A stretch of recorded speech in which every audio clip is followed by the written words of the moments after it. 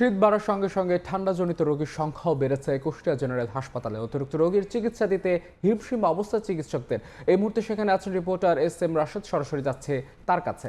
রাশেদ,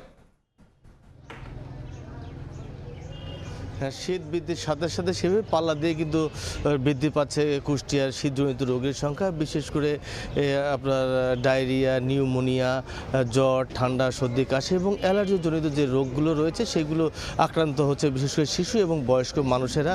আমি কুষ্টিয়া জেনারেল হাসপাতালে সকাল থেকেই খোঁজ নিয়েছি, বিশেষ করে এখানে আবাসিক মেডিকেল অফিসারের কাছে। তিনি আমাদেরকে জানিয়েছেন মূলত বিশেষ করে শিশুরাই কিন্তু বেশি আক্রান্ত হচ্ছে শীতজনিত রোগে এবং ইতিমধ্যে বয়স্করাও কিন্তু অনেক রোগী ভর্তি হয়েছে কুষ্টিয়া জেনারেল হাসপাতালে।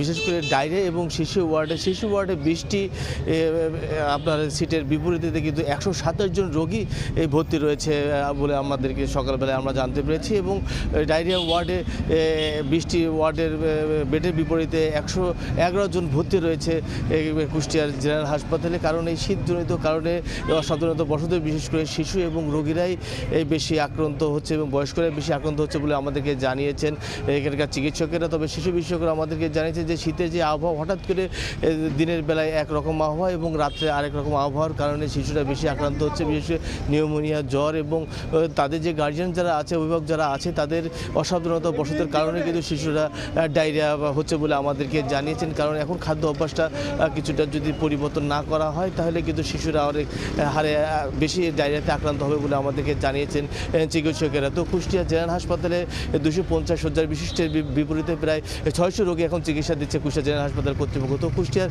জেনারেল হাসপাতাল থেকে ডায়রিয়া এবং নিউমোনিয়া এবং শীতজনিত রোগ নিয়ে এই ছিল আমার কাছে সর্বশেষ। কুষ্টিয়া জেনারেল হাসপাতালে বাড়ছে ঠান্ডাজনিত রোগীর সংখ্যা। সেখানকার খবরাখবর জানাচ্ছিলেন সহকর্মী এস.এম. রাশেদ।